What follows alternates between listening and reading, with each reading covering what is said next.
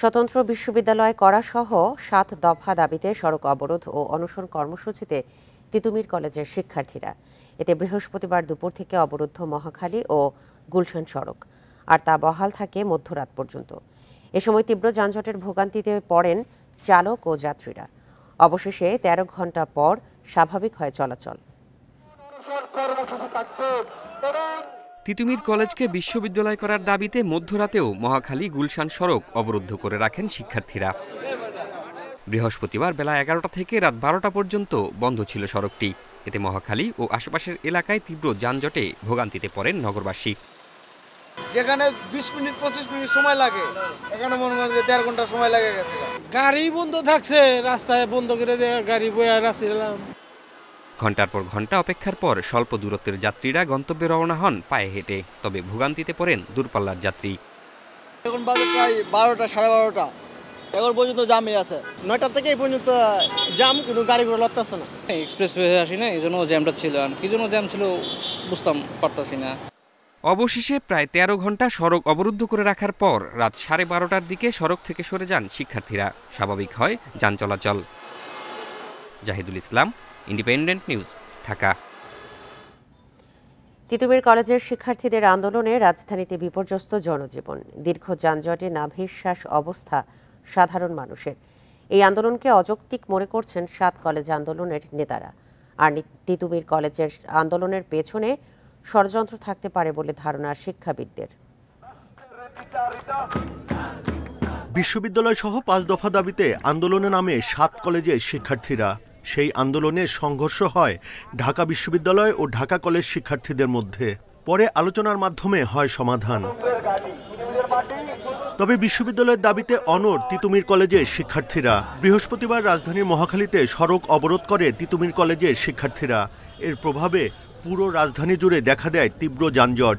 আমাদের জনজীবন যেভাবে দুর্ভোগের মধ্যে পড়ছে, আসলে এটা এক্সপেক্টেড না। আমি ভোগান্তি পড়ছি, আমি অনেক পথ হেরে এসেছি। আমরা যারা বিভিন্ন জায়গায় যাব, বাসা বাড়িতে ফিরবো, তাদের জন্য একটা অশনি সংকেতের হিসেবে কাজ করছে। জাম তো, গাড়ি লড়ে না তো। গাড়ি লড়লে সেনা যাত্রী বাইকে উঠবে, গাড়ি তো লড়তেছে না, এই জন্য টিপ ধরি না। তিতুমির কলেজ শিক্ষার্থীদের এমন দাবির সঙ্গে একমত নয় ৭ কলেজ আন্দোলনের নেতারা। বলছেন এভাবে জনভোগান্তি তৈরি করা উচিত নয়। তিতুমির বিশ্ববিদ্যালয় দাবিতে যে আন্দোলনটা তারা করতেছে, এটা আসলে কতটুকু যৌক্তিক সেটা আসলে আমি মনে করি না, যৌক্তিকতা আছে বলে মনে করি না। কারণ যেহেতু ৭ কলেজ একই সাথে সমন্বিত পরিচয়হীনতায় ভুগতেছিল, সেক্ষেত্রে ৭ কলেজের সমন্বয়ের মধ্যে বিশ্ববিদ্যালয় হচ্ছে, এটাই আমি মনে করি ফার বেটার। জনভোগান্তি সৃষ্টি করে দাবি আদায়ের চেষ্টা অযৌক্তিক বলছেন শিক্ষাবিদেরা। আন্দোলনের পিছনে পতিত সরকারের ইন্ধন থাকতে পারে বলে সন্দেহ তাদের। ৭ কলেজে ছিলেন, একসাথে থাকেন, আপনি একসাথে আন্দোলন করছেন, প্রথমে সেটাই থাকা ভালো ছিল। কিন্তু হঠাৎ করে যদি আমার মনে হয় যে আমি এবার আলাদা করে করব, তার মানে কি ৭ কলেজের দাবিগুলো যখন মেনে নেওয়া হয়েছে, সরকার যখন সেটা নিয়ে আলোচনা শুরু করছে, তখন এটাকে জিইয়ে রাখার জন্য আরেকটা গোষ্ঠী এখানে কাজ করছে। একদম আমার কেন জানি মনে হচ্ছে যে এর পেছনে অন্য কোনো একটা উদ্দেশ্য আছে। সাধারণ মানুষকে জিম্মি করে কোনো ধরনের আন্দোলন থেকে বিরত থাকতে শিক্ষার্থীদের প্রতি আহ্বান সংশ্লিষ্টদের। Buddhadeb Kundu, independent News, Dhaka. রাজনৈতিক দল গঠনে পদত্যাগ করছেন ৩ উপদেষ্টা, এমন খবর নাকচ করেছেন তথ্য উপদেষ্টা নাহিদ ইসলাম। বৃহস্পতিবার গণমাধ্যমকে তিনি জানান, এমন কোনো সিদ্ধান্ত হলে নিজেই জানাবেন সবাইকে। এ সময় আওয়ামী লীগের যেসব নেতাকর্মী গণহত্যায় জড়িত নয়, তারা সাধারণ ক্ষমা পেতে পারেন বলেও মন্তব্য করেন তথ্য উপদেষ্টা। নতুন রাজনৈতিক দল গঠনের জন্য উপদেষ্টার পদ থেকে পদত্যাগ করছেন ৩ জন, এমন তথ্য প্রকাশ করেছে একটি জাতীয় দৈনিক। প্রতিবেদনে বলা হয়, নতুন রাজনৈতিক দলে গুরুত্বপূর্ণ পদে থাকতে যাচ্ছেন উপদেষ্টা নাহিদ ইসলাম, আসিফ মাহমুদ সজীব ভুইয়া এবং মাহফুজ আলম। ১৫ ফেব্রুয়ারির মধ্যে আত্মপ্রকাশের কথাও প্রতিবেদনে উল্লেখ করা হয়। এর সত্যতা নাকচ করেছেন তথ্য ও সম্প্রচার উপদেষ্টা নাহিদ ইসলাম। জানান, এ ধরনের সংবাদ প্রকাশে আরও দায়িত্বশীল হওয়া উচিত গণমাধ্যমের। এই ধরনের কোনো সিদ্ধান্ত আসলে এখনো হয় নাই, হ্যাঁ, এবং এটা এরকম যদি হয় সেটা আমরা নিজেরাই এটা বলবো, এবং রাজনৈতিক দলে অংশগ্রহণ করার মতো পরিস্থিতি হইলে আমরা সেটা সরকার ছাড়ার সিদ্ধান্ত নিলে আমরা এটা আনুষ্ঠানিকভাবে বলবো। সেরকম কোনো সিদ্ধান্ত এখন পর্যন্ত আমার জায়গা থেকে বা আসিফের জায়গা থেকে আমি যতটুকু জানি যে এরকম হয়নি। এ সময় উঠে আসে জুলাই ঘোষণাপত্রের বিষয়টিও। জানান বিএনপির কারণে দেরি হচ্ছে ঘোষণাপত্র তৈরিতে। বিএনপি এখানে দেরি করতেছে বা তারা একটা সময় চাচ্ছে, তো আমরা সেই সময়টাও তাদেরকে দিয়েছি। এখন দেখা যাক তাদের উত্তরটা কি আসে। ঐক্যের প্রতি শ্রদ্ধাশীল থেকে, গণঅভ্যুত্থানের প্রতি শ্রদ্ধাশীল থেকে আমাদের এই জুলাই প্রক্লেমেশনের কাজ দ্রুত এগোনো উচিত। গণহত্যার দায়ে আওয়ামী লীগের রাজনীতি করার সুযোগ থাকা উচিত নয় উল্লেখ করেন নাহিদ ইসলাম। নামে আওয়ামী লীগ ব্যানারে আসলে রাজনীতি করার সুযোগ বাংলাদেশে থাকা উচিত না বলে আমরা মনে করি। যারা সন্ত্রাসী কার্যক্রমের সাথে জড়িত ছিল না, যারা করাপশনের সাথে জড়িত ছিল না, এরকম যারা সমর্থক গোষ্ঠী আছে, নেতাকর্মী আছে, তারা সাধারণ ক্ষমা পেতে পারে। এর আগে জুলাই আগস্টে হতাহত সাংবাদিক পরিবার এবং অসচ্ছল সাংবাদিক সন্তানদের বৃত্তি প্রদান অনুষ্ঠানে যোগ দেন তথ্য উপদেষ্টা। 5 শহীদ পরিবার, সাংবাদিক শহীদ পরিবারকে আমরা একসাথে। Boni Ibne Kamal, Independent News, Dhaka. বিএনপি জনগণকে যে ওয়াদা দিয়েছে তা বাস্তবায়নে কেউ বাধা দিলে প্রতিরোধ গড়ে তোলা হবে, এমন মন্তব্য করেছেন দলের ভারপ্রাপ্ত চেয়ারম্যান তারেক রহমান। তিনি বলেন, নির্বাচন ব্যবস্থাকে যে কোনো মূল্যে নিশ্চিত করতেই হবে, অন্যথায় জনগণের সমস্যার কখনোই সমাধান হবে না। বৃহস্পতিবার 4 জেলার কর্মশালায় লন্ডন থেকে ভার্চুয়ালি যুক্ত হয়ে এসব কথা বলেন তারেক রহমান। রাষ্ট্রকাঠামো মেরামতের 31 দফা ও জনসম্পৃক্তি শীর্ষক ধারাবাহিক কর্মশালা করে আসছে বিএনপি। এরই ধারাবাহিকতায় বৃহস্পতিবার মাগুরা, কুষ্টিয়া, চুয়াডাঙ্গা ও মেহেরপুর 4 জেলার বিএনপি ও এর অঙ্গ সহযোগী সংগঠনের নেতাদের নিয়ে এ কর্মশালা। এতে লন্ডন থেকে ভার্চুয়ালি যুক্ত হন বিএনপির ভারপ্রাপ্ত চেয়ারম্যান তারেক রহমান। কর্মসূচি শেষ পর্যায়ে এসে জেলা পর্যায়ে নেতাদের বিভিন্ন জবাব দেন তারেক রহমান। এই ধরনের যে প্রতিষ্ঠান, প্রধান অতিথির বক্তব্যে ভারপ্রাপ্ত চেয়ারম্যান দাবি করেন, পতিত আওয়ামী লীগ সরকার নির্বাচন ব্যবস্থাকে ধ্বংস করে জনগণকে তার অধিকার থেকে বঞ্চিত করেছে। যে কোনো মূল্যে নির্দিষ্ট সময়ে নির্বাচন নিশ্চিত করতে হবে। নির্দিষ্ট সময় পরে যত ঝড়, তুফান, বন্যা, বৃষ্টি যাই হোক না কেন, নির্বাচন হতেই হবে। নির্বাচন হতে হবে, এর কোনো বিকল্প নেই। এটি হতে হবে, এই ব্যবস্থাকে নিশ্চিত করতে হবে। এ সময় তারেক রহমান বলেন, বিএনপি দেশ ও মানুষের জন্য কাজ করে যাচ্ছে, তাই জনগণকে দেয়া ওয়াদা বাস্তবায়নে অঙ্গীকারবদ্ধ থাকবে দল।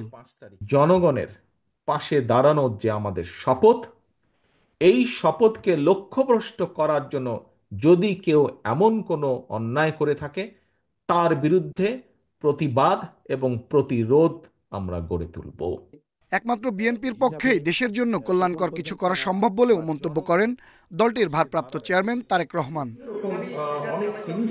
আনোয়ার সাদাত নূর, ইন্ডিপেন্ডেন্ট নিউজ, ঢাকা।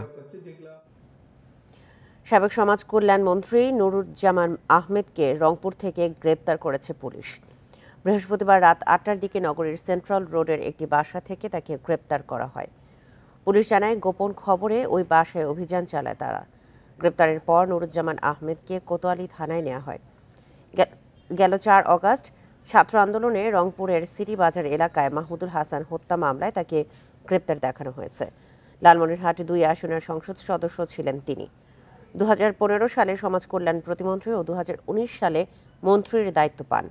শেখ হাসিনার পতনের পর থেকে তিনি আত্মগোপনে ছিলেন।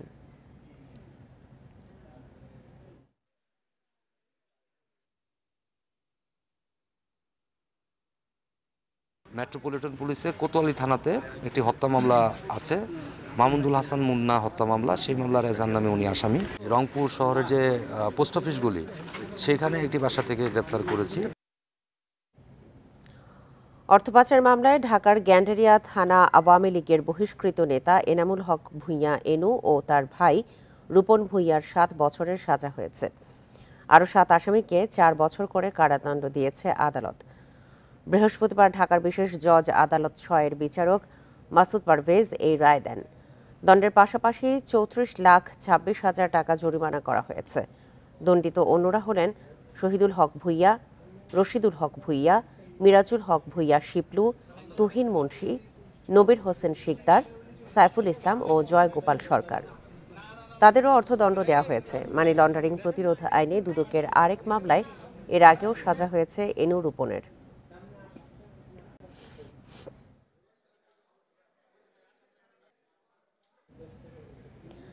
বিশুদ্ধ পানি নিশ্চিতে 8,850 কোটি টাকার প্রকল্প হাতে নেয় সাবেক আওয়ামী লীগ সরকার।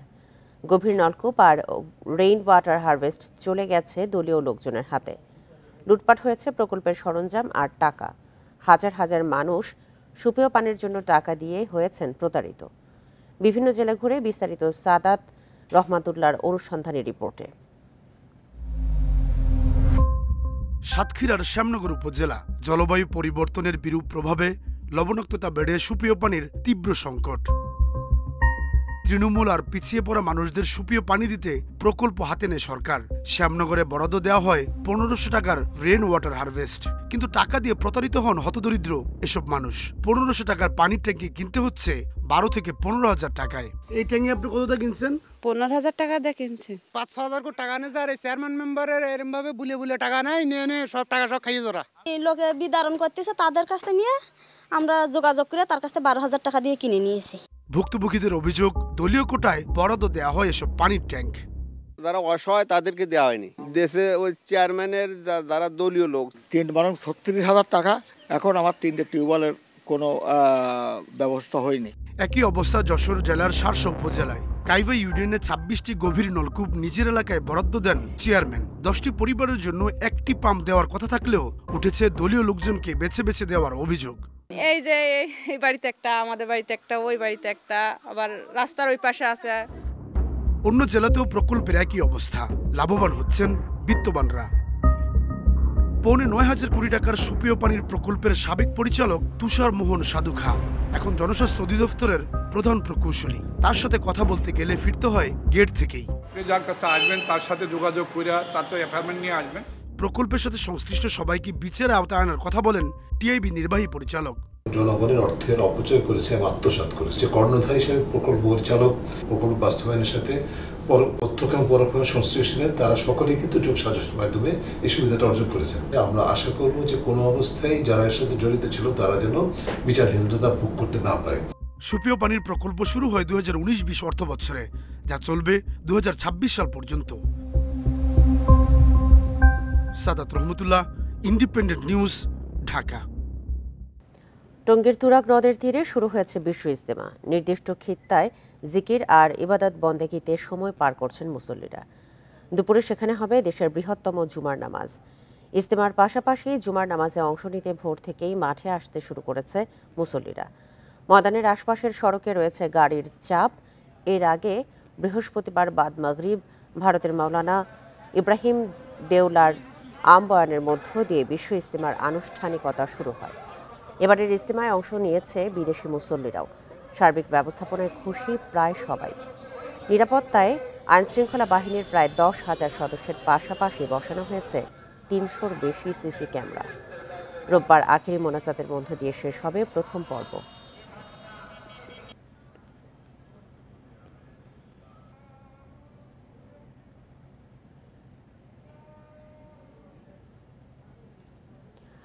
এই মুহূর্তে বিশ্ব ইজতেমা ময়দানে আছেন আমাদের সহকর্মীরা। শুরুতেই যাচ্ছি ইজতেমার ময়দান থেকে সরাসরি যোগ দিচ্ছেন আমাদের সহকর্মী আদিলুর রহমান। আদিল, ইজতেমা ময়দানের সার্বিক ব্যবস্থাপনা কেমন দেখছেন? এখন কি কি আনুষ্ঠানিকতা চলছে?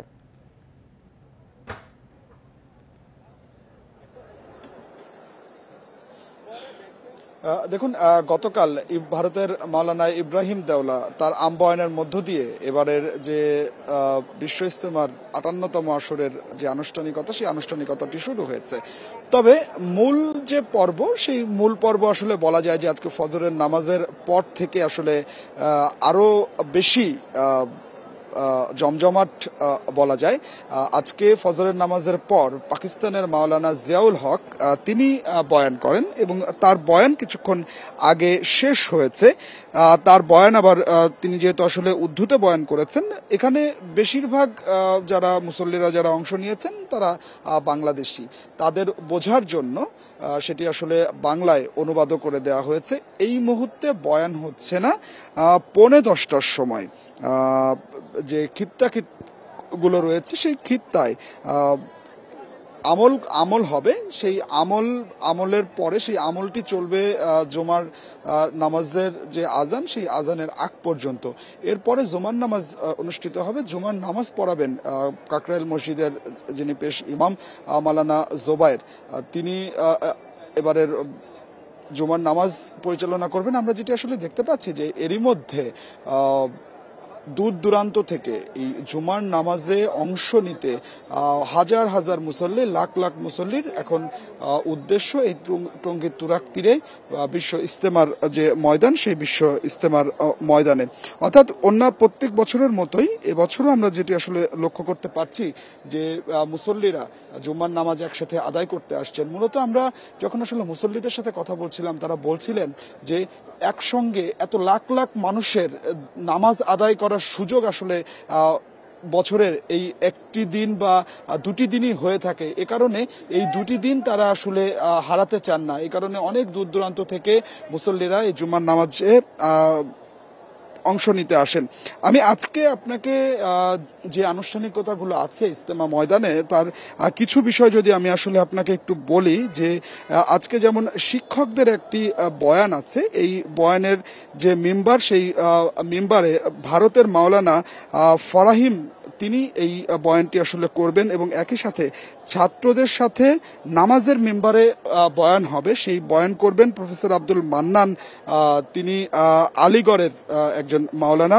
এবং একই সাথে আজকে জুমার নামাজের পরে যে বাদ জুমা যে বয়ান হবে, সেই বয়ান করবেন শেখ উমর খাতিব, তিনি জর্ডানের থেকে এসেছেন, জর্ডানের একজন মাওলানা। এবং একই সাথে বাদ আসর বয়ান করবেন মাওলানা জুবায়ের, তিনি বাংলাদেশের। এবং আকর্ষণীয় যে বয়ান, অর্থাৎ যার বয়ান শোনার জন্য এই যে ইজতেমার ময়দানে মুসল্লিরা অধীর আগ্রহে অপেক্ষা করে থাকেন, তিনি হচ্ছেন আহমেদ লাট সাহেব, তিনি ভারতের মাওলানা।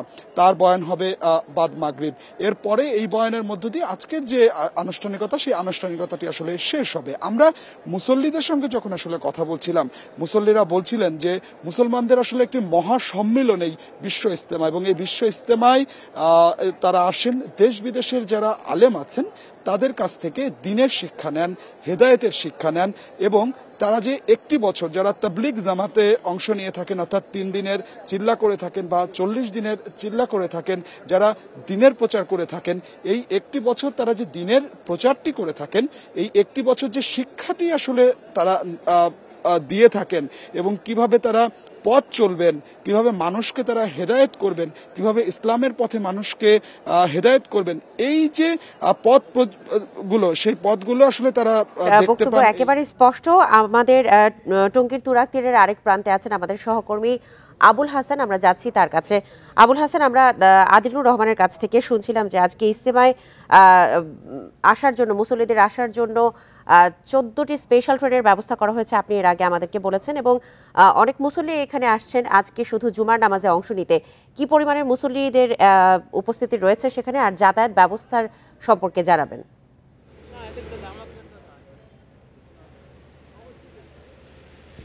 দেখুন, আজকে পবিত্র জুমার দিন এবং জুমার নামাজে অংশ নিতে দেশের বিভিন্ন প্রান্ত থেকে যারা মুসল্লিরা এসেছেন ইজতেমায়, তারা কিন্তু বিভিন্ন ক্ষেত্রে অবস্থান নিয়েছেন। এছাড়া এই বৃহত্তম জুমার নামাজে অংশ নিতে সওয়াবের আশায় কিন্তু টঙ্গী, গাজীপুর, সাভার সহ আশেপাশে যে এলাকাগুলো রয়েছে সেখান থেকে কিন্তু দলে দলে মুসল্লিরা আসছেন। আমি সকাল থেকে যে চিত্রটি দেখেছি যে তারা বিভিন্ন যানবাহনে চড়ে দলে দলে এখানে এসেছেন। অনেকের মাথায় টুপি, পাঞ্জাবি পরে তারা কিন্তু রীতিমতো তৈরি হয়েই বাসা থেকে বের হয়ে এসেছেন এবং তারা ইজতেমার যে আশেপাশের এলাকা, সেই এলাকাতে তারা অবস্থান নিতে শুরু করেছেন। আজকে জুম্মার নামাজের ইমামতি করবেন এখানে জুবায়ের সাহেব এবং এই নামাজের যারা আসছেন তাদের মুসল্লিদের মাধ্যমে আমরা যেটি জেনেছি যে অনেক মুসল্লি বলছেন যে এত বড় জামাত যেখানে লাখ লাখ মুসল্লি অংশ নেবেন এবং তারা দোয়া করবেন আল্লাহর দরবারে, এবং সেই দোয়া কার দোয়া কবুল হয়, সেই যাতে তার দোয়াটাও কবুল হয় সেই নিয়তে তারা এখানে এসেছেন। এবং অনেকেই কিন্তু এই প্রতি বছর যে এখানে জুমার নামাজ হয়, এখানে অনেকেই কিন্তু মান্যত করে রীতিমতো আসেন। এবং আমি কয়েকজন নারীকেও দেখেছি ময়দানের আশেপাশে, তারাও রয়েছেন এবং এখানে তারা তাদের বাসা বাড়িতে থেকে নামাজ পড়বেন বলে আমরা জানতে পেরেছি। এবং এখানে মুসল্লিদের ভিড় কিন্তু ক্রমেই বাড়ছে এবং মূল ময়দান ছাপিয়ে এখন যে কামারপাড়া সড়ক রয়েছে, সেই কামারপাড়া সড়কের বিভিন্ন স্থানে কিন্তু তারা মুসল্লিরা করা সম্ভবত শুরু করেছেন এবং ইজতেমার মূল ময়দান সেখানে ধর্মীয় বয়ান হচ্ছে এবং যারা মুসল্লিরা আসছেন আজকে তাদের সুবিধার্থে এখানে 14টি বিশেষ ট্রেনের ব্যবস্থা থাকছে রেলওয়ের পক্ষ থেকে। এছাড়া যানবাহন যাতে সমস্যা না হয়, দুর্ভোগ না হয় সেই জন্য ট্রাফিক বিভাগ গাজীপুর মহানগর ট্রাফিক বিভাগ বিশেষ ব্যবস্থা নিয়েছে এবং ঢাকা ময়মনসিংহ মহাসড়কে যাতে কোনো পণ্যবাহী ট্রাক বা লরি চলাচল না করে সে ব্যাপারে তারা দিক নির্দেশনা দিয়েছেন, বিধিনিষেধ আরোপ করেছেন। ফলে এখানে কিন্তু যারা মুসল্লি তারা মোটামুটি বিভিন্ন যানবাহন বাসে করে তারা টঙ্গীর মুখে তুরাগ মুখে আসছেন এবং তাদের ভিড় কিন্তু ক্রমেই বাড়ছে। এই ছিল গাজীপুরের টঙ্গীর তুরাগ পার থেকে ইজতেমার সর্বশেষ খবর। ইজতেমার সবশেষ তথ্য নিয়ে জানাচ্ছিলেন আমাদের সহকর্মীরা। দেশের কোথাও শ্রাবণ মাসের চাঁদ দেখা যায়নি। 14 ফেব্রুয়ারি দিবাগত রাতে পালিত হবে পবিত্র শবে বরাত। বৃহস্পতিবার সন্ধ্যায় জাতীয় চাঁদ দেখা কমিটির সভায় এই তথ্য জানানো হয়। ধর্ম উপদেষ্টা আ.ফ.ম. খালিদ হোসেনের সভাপতিত্বে চাঁদ দেখা কমিটির সভা হয়। সব জেলা প্রশাসন, ইসলামিক ফাউন্ডেশন এর প্রধান কার্যালয়, বিভাগীয় ও জেলা কার্যালয়, আবহাওয়া অধিদপ্তর এবং মহাকাশ গবেষণা ও দূর অনুধাবন প্রতিষ্ঠানের তথ্য পর্যালোচনা করে সিদ্ধান্ত নেয় চাঁদ দেখা কমিটি। চাঁদ না দেখা যাওয়ায় 31 জানুয়ারিতে রজব মাস 30 দিন পূর্ণ হবে। 1 ফেব্রুয়ারি থেকে শ্রাবণ মাস গণনা করা হবে। উন্নয়ন, জ্বালানি সহ বিভিন্ন খাতে বড় ধরনের বিনিয়োগ প্রস্তাব নিয়ে বাংলাদেশে এসেছেন বলে জানিয়েছেন ডোনাল্ড ট্রাম্পের পারিবারিক ব্যবসায়িক অংশীদার জেনন ট্রিবিচ। বৃহস্পতিবার হোটেল ইন্টারকন্টিনেন্টালে বিনিয়োগ উন্নয়ন কর্তৃপক্ষ বিডার সৌজন্যে মধ্যাহ্নভোজে অংশ নিয়ে তিনি বলেন, আমেরিকার নেতৃত্বে পরিবর্তনের কারণে বাংলাদেশ সহ বিশ্বজুড়ে ব্যবসা বাণিজ্য ও বিনিয়োগের নতুন সুযোগ তৈরি হয়েছে।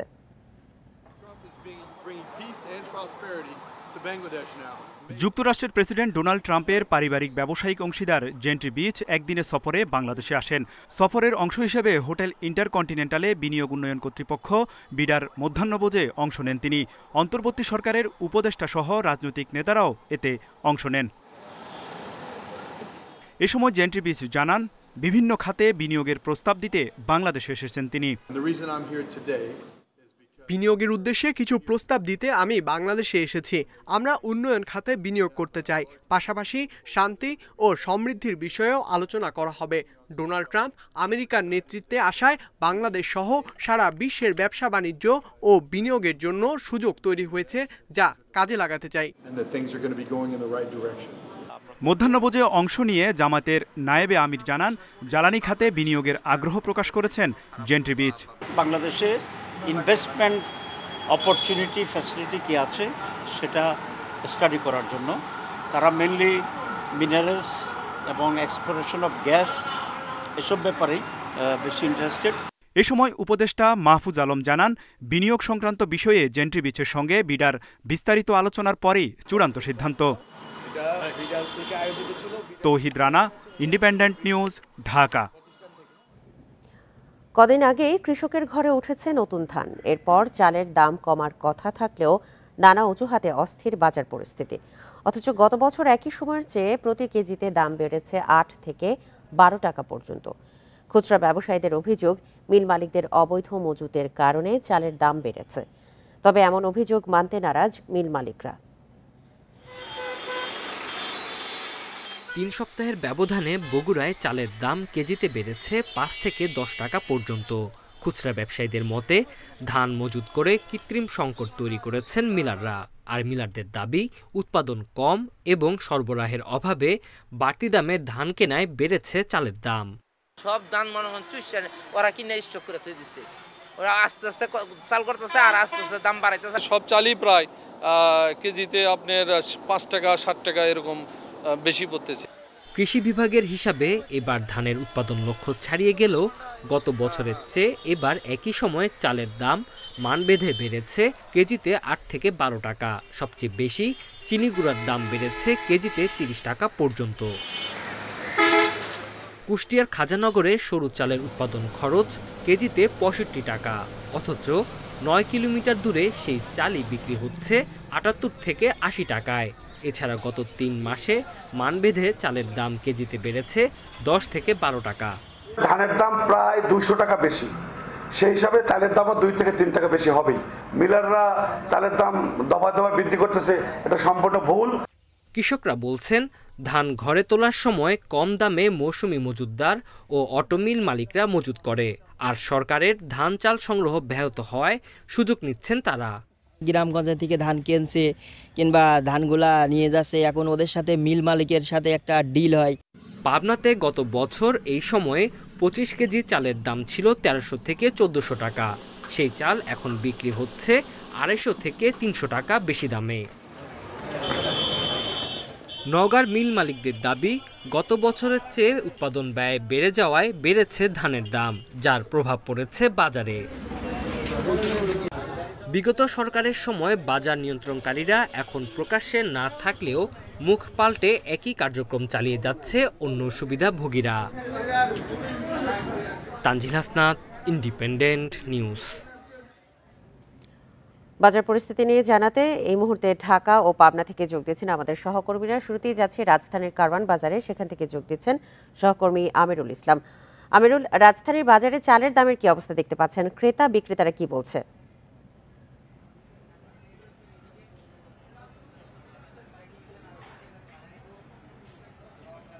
আমরা অনেকদিন যাবত দেখছি যে প্রায় কয়েক মাস যাবত দেখছি যে চালের বাজারে একটা অস্থির স্থিতিশীল অবস্থা বিরাজ করছে না। বেশ অনেকদিন যাবত দেখছি যে চালের দাম একটা জায়গায় স্থিতিশীল রয়েছে, সেটা হচ্ছে 80 টাকায়, যেটা কিন্তু অনেক বেশি টাকায় স্থিতিশীল রয়েছে বলা যায়।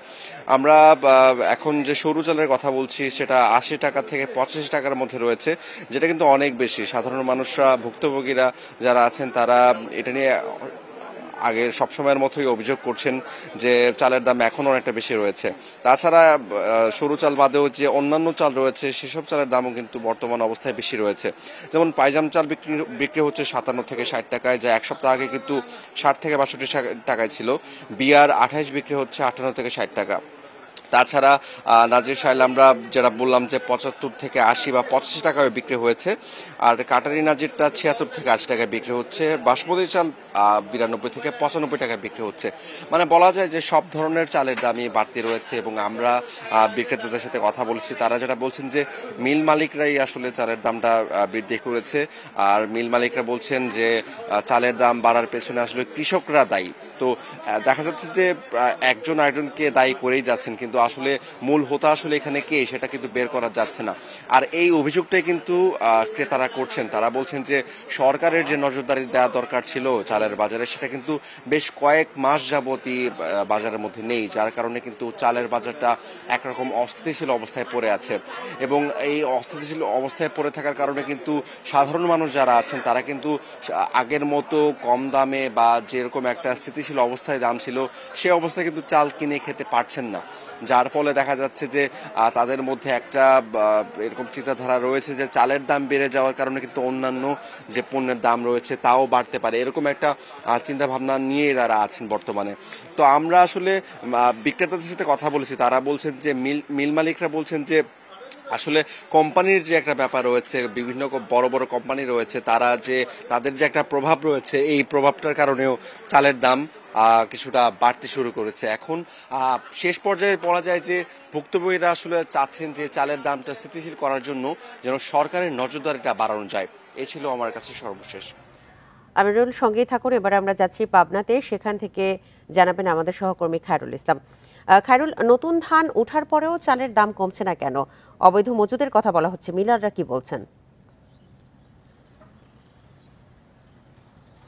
আসলে আপনি জানেন যে পাবনায় কিন্তু ধান উৎপাদনের একটি বড় জেলা। এই জেলা কিন্তু 55,400 হেক্টরের ওপরের জমিতে কিন্তু ধানের আবাদ হয় এবং এ থেকে 1,89,000 মেট্রিক টনের উপরও কিন্তু চাল উৎপাদন হয়েছে। তারপরেও কিন্তু চালের সংকট আমরা দেখতে পেয়েছি।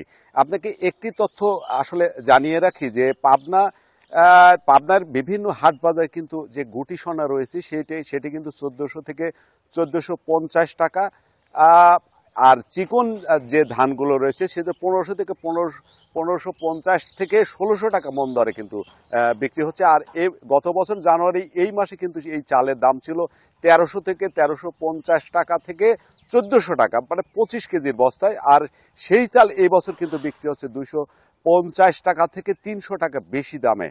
এই বিষয়গুলো নিয়ে আসলে আমরা জানতে চেয়েছিলাম পাবনার মিল মালিক কৃষকদের সঙ্গে। তারা বলছেন যে কৃষকরা এবার আগে ভাগেই আসলে ধান বিক্রি করে দেওয়ার বাজারে এই ধানের কিন্তু সংকট দেখা দিয়েছে, যে কারণে এই সুযোগটা কাজে লাগিয়েছেন কিন্তু মিল মালিক মজুতদার যারা রয়েছে তারা বাড়িয়েই তারা কিন্তু আরেক দফায় এই চালের দাম কিন্তু বাড়িয়েছে। এর প্রভাব কিন্তু পড়েছে পাইকার এবং খুচরা বাজারে, ফলে কিন্তু মোটা, মাঝারি ও সরু সব ধরনের চালের দাম কিন্তু বেড়েছে। তবে কৃষকরা বলছেন যে এবার কিন্তু অতি বৃষ্টির কারণে একদিকে যেমন তাদের ধানের ফলন কম হয়েছিল, তারপরে তারা সার, কীটনাশক, শ্রমিক, মজুরি এবং চাষাবাদে কিন্তু তারা ব্যাপকভাবে হিমশিম খেয়েছে, যে কারণে ধান তারা আগে ভাগে কিন্তু বিক্রি করে দিয়েছে। এই সুযোগটা আসলে কাজে লাগিয়েছেন মিল মালিক এবং মজুতদাররা, যার ফলে ধান সংকট সৃষ্টি করে চালের দাম বৃদ্ধি করেছেন। এই ছিল আমার কাছে আসলে পাবনার ধান চালের সর্বশেষ বাজার পরিস্থিতি নিয়ে ঢাকা ও পাবনা থেকে জানাচ্ছিলেন আমাদের সহকর্মীরা। 9 মাসের জন্য বন্ধ হচ্ছে সেন্ট মার্টিনে পর্যটনের সুযোগ। সরকারের বেঁধে দেওয়ার সময় শেষ হচ্ছে আজ। কাল থেকে কোনো পর্যটক ভ্রমণের উদ্দেশ্যে সেখানে যেতে পারবেন না। বাসিন্দা ও পর্যটন সংশ্লিষ্টরা আরও 1 মাস সময় বাড়ানোর আবেদন জানালেও তাতে সাড়া মেলেনি সরকারের। সেন্ট মার্টিন দ্বীপের 12,000 বাসিন্দার প্রধান আয়ের উৎস পর্যটন খাত। একসময় সাগরে মাছ শিকার করেই চলতেন তারা। গত 1 দশক ধরে পেশা পরিবর্তন করা মানুষগুলো এখন পড়েছেন বিপদে। এবার সরকারি সিদ্ধান্ত অনুযায়ী দ্বীপে পর্যটক যাতায়াত বন্ধ হচ্ছে। স্থানীয়রা বলছেন, নভেম্বর থেকে পর্যটকবাহী জাহাজ চলাচল শুরু হওয়ার কথা থাকলেও সঠিক ব্যবস্থাপনার অভাবে তা শুরু হয় 1 মাস পর। এতে পর্যটন মৌসুমের 2 মাসের ব্যবসা ক্ষতিগ্রস্ত হয়েছে। যারা দ্বীপবাসী এবং পর্যটন ব্যবসায়ীরা আছি, আমরা একটা অনিশ্চিত ভবিষ্যতের দিকে আগাচ্ছি। মাত্র 2 মাস, ডিসেম্বর এবং জানুয়ারিতে 2 মাস পর্যটক এসেছে, তাও তুলনামূলক খুবই কম। ব্যবসায়ীরা বলছেন, আরো 1 মাস জাহাজ চলাচলের সুযোগ চাওয়া হয়েছিল সরকারের কাছে। এখন দ্বীপের মানুষের পাশাপাশি ক্ষতির মুখে পড়বেন পর্যটন সংশ্লিষ্টরা। পর্যটন সংশ্লিষ্ট আছে প্রায় 10 থেকে 12,000 লোকজন। কক্সবাজারের বিভিন্ন ট্যুর অপারেটর, ট্যুর গাইড থেকে শুরু করে ট্রান্সপোর্টের সাথে যারা সম্পৃক্ত, ওভারঅল ট্যুরিজম সেক্টরে যারা সংশ্লিষ্ট, আসলে তাদের সকলেরই অপূরণীয় ক্ষতি হয়ে গেছে। প্রশাসন বলছে, সরকারি সিদ্ধান্ত বাস্তবায়ন করবে তারা। 1 ফেব্রুয়ারি থেকে কক্সবাজার সেন্ট মার্টিন নৌপথে পর্যটকবাহী জাহাজ চলাচল বন্ধ হবে। সরকারের যে সিদ্ধান্ত ছিল 31 তারিখ পর্যন্ত সেন্ট মার্টিনগামী জাহাজগুলো চলবে।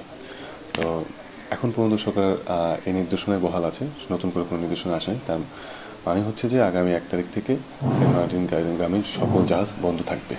পরিবেশ, বন ও জলবায়ু পরিবর্তন মন্ত্রণালয়ের সিদ্ধান্তে 30 অক্টোবর পর্যন্ত বন্ধ থাকবে সেন্ট মার্টিন ভ্রমণ। তৌফিকুল ইসলাম, ইন্ডিপেন্ডেন্ট নিউজ, কক্সবাজার।